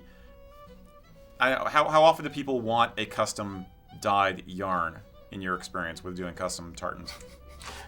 How often do people want it, or how often do they get it? Because the main difference is price.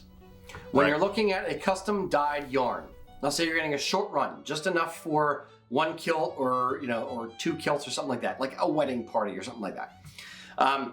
A custom dyed yarn, every custom color will add about $100 to the cost of the kilt, or a couple kilts. Therefore, a lot of people, when they come to us and say, okay, I want to do a custom run, here's my tartan, I designed it from scratch, it looks great, I want this mint green.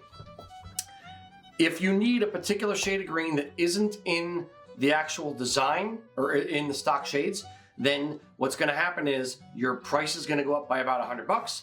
I am going to go back to you and say, hey, I can do it. It's going to add X amount of dollars.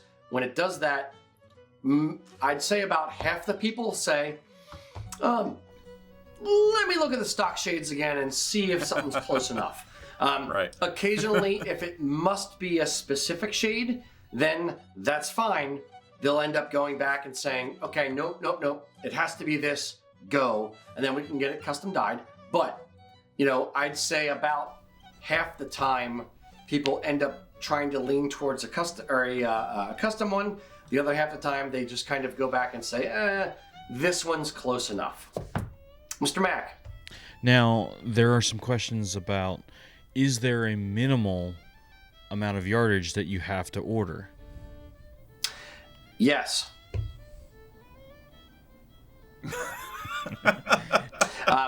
It depends. This gets into it starts getting into the minutia a little bit. We can order just enough for 1 kilt. We use House of Edgar for the majority of our custom weaves, and their minimum for us is 11 yards, 10 meters. They do a 14 meter warp, which is the big honking warp drum, which is the long weft way, the weft, or the warp, excuse me. Obviously the warp. Warp is the big long length of the fabric. They do 14 meters. When they actually weave that up, that shrinks down to about 11 yards or so of finished cloth. So that is the minimum, yes. For them, I have to order they have a 7 meter warp drum, so I have to order in 7 meter or 5.5 meter increments. So 11, 16 and a half, 21 or 22, something like, I don't know, whatever. But there's set increments I have to order in. When I'm ordering a larger amount from double width, now I can order from different mills. I can order from Mark Mills. I can order from glencairn. I can still order from House of Edgar. I can do different things and get different ranges, and different mills will have different minimums for double width cloth. The trickiest thing is the overage. If I order 11 meters from House of Edgar, they're going to tell me plus or minus 10%. So, or 10 or 15%, depends on the mill. So if they weave 12 meters of cloth, then I have to buy, and you have to buy, that extra fabric. Or if they're a little bit short, it's not like they can just turn off the machine and say, okay, 11 meters, stop. Because it still has to go to the finisher. There's still going to be some shrinkage during the finishing process. So it's not an exact science. I can't tell them I want to order 123 and a half yards of cloth. It's going to be 123 and a half plus or minus 10%. And it even goes down to the smaller lengths as well. Does that answer the question for you, Mac? Yeah, we had a couple people asking that. So I just wanted to make sure we got that in there. Yeah, it's a weird, give, take, gray area, organic thing. It's not as cut and dry, as exact in certain ways as some people think it is. These are humans doing a human thing and trying to get it as close as possible to the finished number, but there's always going to be a tiny bit more, a tiny bit less than desired, so make sure you're getting enough for the project, kind of thing. All right, Mr. Erik, next question, pretty please. Before I get into that, I wanted to make Mac had mentioned before that other people had questions about great kilts. I wanted to make sure we weren't leaving out somebody who had a burning great kilt question that we needed to get to. No, we just hit them all right off the bat. They kind of came in back to back there, so it's a little more unusual than normal, but so. Okay. As long as we didn't leave somebody out in the cold, that's what I was concerned about. Okay. No questions about the new backdrop, Mac? About all that scotch behind Erik? It's all mine. Yes. Now, we lock the door. We played around with the backdrop a little bit. You crazy people out there, send us stuff that you want us to try. Either because you love us or because you hate us. I'm not sure which. You want us to try all these different things. So we don't get to the scotch fast enough, or the different stuff that you want us to try, the whiskeys, whatever. So we started throwing stuff up in the background of the shoot just to show like all the different stuff that we have. Either we have tried, we're gonna try, all that kind of stuff. So we're playing around with the set a little bit. So that's why Erik's halo looks different. He does not have bottles growing out of his head. It's like horns here. It's like bottle horns right there. Bottle Indeed. Antennas. It's like a Martian. And thank you, people. Absolutely. It's appreciated. It's awesome. I spoke to what's it called, Dan from the Welsh Tartan Center, and literally told him that I made this man jealous, and he went home crying that our customers send us scotch that we need to try for the show, and he's just like, no, he was like, yeah, you get to drink on the job. That must be fun. And I'm like, yeah, it's even better when people send stuff to us for free. What? He was angry and just wept. He wept like a child. It was beautiful. Mm-hmm. I love making men jealous. Yeah. It comes with doing something just because it needs to be done. Dan can, if the more he educates people about Welsh stuff, the more people will want to give him gifts. I would argue. And it also speaks to just our passion and the passion of our audience, and just like wanting to push all this stuff forward. So we appreciate you guys, period. But especially when you guys send us stuff like that, it's awesome. It is never expected. When we started doing this kind of stuff, I was like, I don't know if anyone's gonna tune in to two bald dudes talking, yabbering on about tartans and kilts. And the fact that people like it and dig it and send us stuff to try is awesome. Abso-friggin-lutely. I never imagined anything like this would be possible. It's humbling. It's very humbling. Very much so. So Mr. Erik. To that, this question actually does relate to the community. J. Shane Ward mentioned, and this is part community, partly just trivial interest, with the Cthulhu tartan, the Relia tartan coming out. he and a few others were starting to wonder, are there other tartans out there that are based on literary or fictional characters? And so the backstory, of course, is what he's talking about with the Cthulhu tartan. This is the Cthulhu Tartan. Scott Huber is the guy who designed the tartan back in 2011, I believe. We did a custom run of it, second run in 2013. It is a beautiful, beautiful design. It was H.P. Lovecraft was a science fiction writer back in the 20s, I believe, 28. 20s and 30s. Yeah. And it was kind of like the grandfather of certain parts of this genre kind of thing. And it holds a special, part in people's hearts, for being the old school, the originator, as it were. So this is the Relia Tartan, which is the mythical city in the Pacific Ocean where Cthulhu lives and rises from to devour everyone. Everybody. So yes, we're doing a custom run in this tartan, and that's up till April 20th, I think, is when I'm cutting off the custom run. So April 20th, 2021. If you get in, great. If you're watching this later, so sorry, so sad you missed it. Yep. But the question was, are there any other science fiction, mythical, literary people or creatures or whatever that have their own tartans? The only one in my mind that jumped out was like Scrooge McDuck. I know that Disney has a tartan register for Scrooge McDuck. It's not great. It's very, very plain because it's in a cartoon. That's the only one that jumped out to me. Eric, anything jump out for you? I think Max said technically there's 2 Scrooge McDuck tartans, I think, was Mac was telling us at one point. But they used 2 different ones, I think, in the show. So they ended up registering both because it's Disney and they don't want anyone copying their stuff. So boom. Right. Ooh. Wait.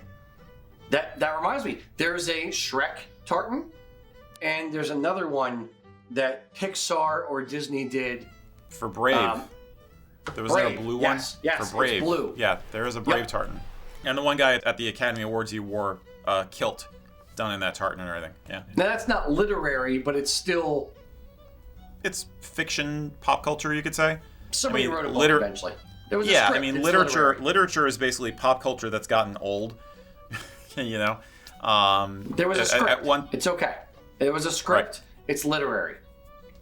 The movie had a script. Yeah, Jane Austen was basically, what we consider a top, New York Times top-selling author back in her day. Now it's literature because it was good and stood the test of time. But I'm not so much familiar with literary character stuff. The only one that came to me when we were talking about this earlier was you could almost sort of argue that the Rob Roy tartan is quasi-literary because there is a big difference between the historical Rob Roy McGregor and Rob Roy McGregor in the novel. You know what I mean? So it's which do you think of more when you look at that tartan is going to depend on your perspective, I guess. But it's much more likely nowadays that people come out with tartans for fictional stuff. And I'd mentioned when we talked about this earlier, at some point somebody tried to do some tartans based on the colors of various famous comic book heroes. Like Superman and Wolverine and Spider-Man have tartans. I'm not sure if they've ever been officially registered, but that was the first thing that came to my mind as a pop culture thing. One more. Technically, this is literary. Outlander. Okay. Yeah. Outlander has 4 tartans, I believe. There's Jamie Fraser, there's General Outlander, there's whatever Graham McTavish's character is, and then the lady in Outlander, I forget it, Claire. I think it's Claire? I don't know. Yeah. Clarice, now I'm mixing Silence of the Lambs. Whatever. I'm so not the Tartans still names. Screaming, Agent Starling? Exactly. Those your Tartans, Clarice. Do you hear the sheep screaming, Clarice? Lambs, yes! Silence of the Lambs, Tartan Silence sheep, of the Lambs, made from wool. Got it. Boom! Kevin Bacon, 7 degrees. Anyway. Okay, you broke me with that one. Oh my god. It's horrible. My wife knows the guy who actually invented the game 7 Degrees of Kevin Bacon. He was from... I think it's 6 degrees. 6 degrees, whatever it is. She knows the guy who started that. He's from Conshohocken. Or Manioc or Conshohocken, one of the two. Anyway, shout out to Mick. That's the only other one I can think of would be another one. People tried to turn the house colors from the Harry Potter books into tartans at one point.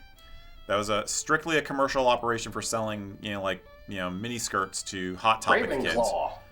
Yeah, exactly. Ravenclaw and Gryffindor and Dorfendorf. So they all each have a sort of a tartan based on the house colors. I want to look into this. I'm surprised I didn't look into this before we went live, but I'd be willing to bet somebody has created a Sherlock Holmes tartan. And I'll bet you dollars to donuts that, or hot cross buns to tea cakes, that there's a Sherlock Holmes tartan out there. Somebody has probably done it, because the Baker Street irregulars, the fans of Sherlock Holmes are pretty rabid, and especially in the UK. So I'd be willing to bet somebody's done that. But I'm sure there's more out there than we can think of. It's just, how do you research it in a way? How do you find them? There probably are. I can't think of any off the top of my head, or too many off the top of my head. But yes, there probably are. So if you can think of any more, load them in the comments. There you go. Absolutely. Before the next question, I have seen the light, Eric. I'm going to go retape the thing on the window so I don't get this weird thing of light right here. Excuse me for a second. And then this will probably be last question X or Esk, or one of you, one of Mac. I think the next one is going to be Mac's. So Mac and I'll just chat until you come back. Hey, Mac. Since Rocky's out of the picture at the moment, it's the Mac and Erik show. There has been a request for you, Erik. Yes.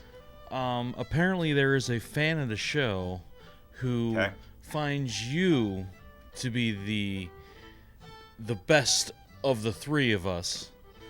That is celebrating a birthday today.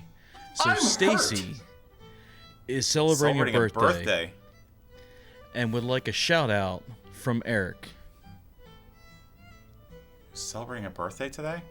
Stacy is celebrating a birthday today and would like a shout out from Erik. Do I know Stacy from elsewhere? Is Stacy married? Is she cute? What's Stacy's last name, Mac? I don't know. That's all right. I got this. Stacy, hey, I want you to know that I am eternally grateful that you have passed another orbit around the sun, because the sun is not the only light that makes this earth worth living on. You are as well. So keep shining, and happy birthday. I'm out. I don't know if you can see the goosebumps. Goosebumps, baby. I know they're there, baby. I am flattered. That was very awkward and weird, but I'm flattered. Happy birthday, Stacy. New awkward heights. We set the awkward bar here. Right. Exceeded. Okay. All right. Mr. Mac, we'll do one more from you, and if it's quick enough, we'll do one more from Erik. Alrighty. So we have Steven asking, is spraying a kilt with alcohol/white spirit safe long term? He's done this to get some zesty smells out of a vest. So he's looking to see if this is okay to use on his kilt. Some zesty smells. It conjures up some things in my brain I don't know if I want to know about. You know, that's probably one of the nicer ways you could put it, though. I'll give him props for that. I got stank like it wouldn't believe. In my pits. Funk. You could have said that. I'd say funk, but yeah, zesty smells, a little peppery. Like the scotch we tried. No. Maybe. I would say this: if anything, you're trying to test on your kilt, spraying on whatever, if you're applying something to the kilt, always test it on the under apron. Do not just spray it on whatever. Test it on the under apron, or maybe, start with the under apron. If it's in the upper back section where it's actually the liner of the kilt, that generally gets a lot of the sweat coming down your back. Maybe it's a little bit less likely, but I would say start trying it on the under apron. You want to make sure it doesn't discolor the cloth. That's the biggest thing. Now, I don't know about the witch's brew that you just, gave us that you want to try on the kilt. What I would go with is something simple and kind of, tried and true to a degree, like Febreze. If you're going to worry about getting an odor out of something or lifting an odor out, maybe try something like Febreze. It's not like you're investing hundreds of dollars in a bottle of Febreze, but it's not going to screw up the cloth, because if it did, there would be a lot more complaints about it. Eric, any thoughts? I'll go back to the fact that if it's a wool kilt, tartan wool is treated for stain resistibility. Wool is naturally more stain and odor resistant. So if you're laying the kilt off gas, as we say, after wearing it, I'm hoping you're not going to have to deal with something like this that often. If you are having to deal with this with a kilt, I'm wondering if maybe it isn't time to consider dry cleaning the kilt. Rather than just, I hope it goes away, maybe the kilt needs a washing. But if it's a speculative thing, like your other clothing gets stinky in the course of wearing and you're worried the kilt is going to do the same, it may not be that bad if it's a wool kilt. If it's a poly kilt, or if it's some kind of a blend or something, then go with the Febreze. But wool, I've never had to do an odor treatment on a wool kilt, personally. So and you're right on with either dry cleaning, or the other thing I would say is wet washing it, or just letting it soak in the tub and laying it flat to dry. Even just putting it through the motion of soaking it and kind of like dunking it in water to kind of release some of the oils and some of the stuff that's trapped in there, and sweat and that kind of the salt stains and that kind of stuff. Even that may help get the odor out. Cleaning it is obviously the best way to do it, but even just soaking it will get a percentage of it out. So I'm on board with you on that, Eric. Yeah. Cool. All right, Mr. Erik, I will give you the last question of the day. Cool. Okay. Nice. I know this may take us over time, but I want to do it anyway, because I thought it was kind of an interesting question. James Skiles said, do similarities between clan tartans imply some sort of relationship between those clans? I.e., do clans that use the same field and stripe pattern but with different colors, for instance, Campbell and Robertson, do they actually have the exact same field with different embellishments, such as Douglas and Irvine? Do those mean that those tartans were born together because there was association between the two clans? As is the case with many things in life, yes, no, maybe, and kind of and sort of. It depends on the clans. There are some that have little to nothing to do with each other, even though they're extremely similar, and some that are based on another tartan because they are, a sept of the clan, or they're close cousins or something. The one that comes to mind was Lamont and Forbes. Lamont, or Lamont if you're in the US, and Forbes are literally the exact same tartan. The difference is the Forbes tartan has two black threads on either side of the white stripe. So they're called guards, two black guards on either side of the white stripe. From 10 feet, they look the exact same. Nothing that I found in the tartan register had them being linked as a sept of the clan or related or, anything like that. What I did find was Lamont is related in some way to Campbell of Argyll, where Campbell of Argyll, it's effectively the same tartan, but it alternates white and then yellow and then white and then yellow stripes. Lamont just has white stripe every single time. It's one of those where sometimes they are similar for a reason, and other times they're just similar because, I don't know, Forbes just said, you know what? I like that one. Let's just add a couple lines there. Good to go. Done. So I'm being flippant, obviously. But sometimes there is a reason, sometimes there's not. Erik, can you think of any other examples of it? I couldn't think of any examples off the top of my head. I just know that people don't necessarily get creative in a vacuum. So, like you just said, essentially, I think there are plenty of cases where a clan chief or an officer of a clan who was told to do it or something looked at some tartans that were available and said, "I like that one. Tweak that a little bit. Let's do this." The lord, the clan chief's favorite color is green, so change that blue to a green, and then we'll go with it. Look at how many tartans are based on Blackwatch.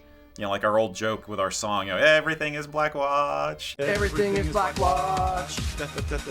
Everything is cool when you're Scottish like me. It's true, because you start with something which is commonly known and famous, and it's a springboard for your ideas. That's more what I see happen than as opposed to like, well, let us honor our sister clan by making our tartan exactly like theirs, but we shall add blue for the ocean that borders our lands. That I don't see that happening so much. I will say this. In clan tartans, it's hit or miss. The other one that I just remembered now, Murray Vathol, is very similar to Robertson. I looked up Robertson and Mackenzie because Robertson and Mackenzie are the exact same, but the white and the red stripes are reversed. So I thought, okay, maybe that was one. It's not. But Robertson is very similar to Murray Vathol. The white stripes are red, or red stripes are white, or white stripes are red, that kind of thing. Now, today, in registering a tartan today, in the past, let's say 20, 30 years, as tartan registration has become more of a thing, there is more of a penchant or whatever, a desire to take a tartan and tweak it and then honor, at least mention the tartan in the design. The one that comes to my mind was there's a pipe band in the US, Dundee Pipe Band, and their tartan was based on the Dundee District tartan in Scotland. And they came to me and said, look, we don't want the Dundee tartan, but we want to do something based on that, similar to that. And I designed a tartan for them with a twist on it. Or if you take, for instance, the U.S. Coast Guard tartan. Alexander Hamilton was the father of the U.S. Coast Guard, and the Coast Guard tartan is based on the Hamilton tartan with a wider white stripe. Or California. California tartan is the Muir tartan for Muir, who developed the parks, a bunch of parks and that kind of stuff. And the California tartan is based on Muir with an extra stripe added at the pivot, I believe. So there are a lot of different tartans, especially more recent ones, which kind of are a throwback to the original or give a heavy nod to the original and then just tweak it and make it different. But it's different from that, but it still honors that as part of what it is as a design. Yeah, that makes a lot more sense because we are so much more into having a story behind the tartan now than they were 100, 200 years ago, 300 years ago. It was just like, I want something different from my neighbors. I like that. But now it's much more, there's history now. There's personal history and development of these groups and everything. So yeah, it makes a lot more sense that you'd want to honor your roots with it. So yeah. Absolutely. Makes sense. It's a way to look both backwards and forwards simultaneously, which really is the rock on which all of this is built, is being able to honor the heritage, honor the tradition, but at the same time, push it forward and say, I'm going to make this my own. I'm going to tweak it a little bit for me, but it's based solidly in the tradition, in the heritage, and that kind of thing. And this is now my gift to push it forward to my kids, to the next generation. Yeah. Yeah. Absolutely. Makes sense. Question of the day. Flat caps with a kilt. Contentious among traditional Highland wear. I love them. This is my style of cap. I started wearing flat caps in my mid to late teens after my grandfather passed, and I started wearing his caps to honor his memory. I love flat caps. Some traditionalists will say, no, Kilts are not worn with flat caps. It's a different thing. Other guys just say, nope, it looks great. I'm doing it. Boom, done. What do you think? Do you wear a flat cap with your kilt? Do you think it looks good with the kilt? Do you think it looks bunk? Let us know in the comments. Until next time, boys and girls, Slajava. Slajava. I like them. I wear them. I'm wearing one now. Blow,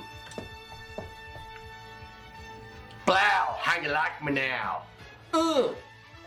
Flat cap army.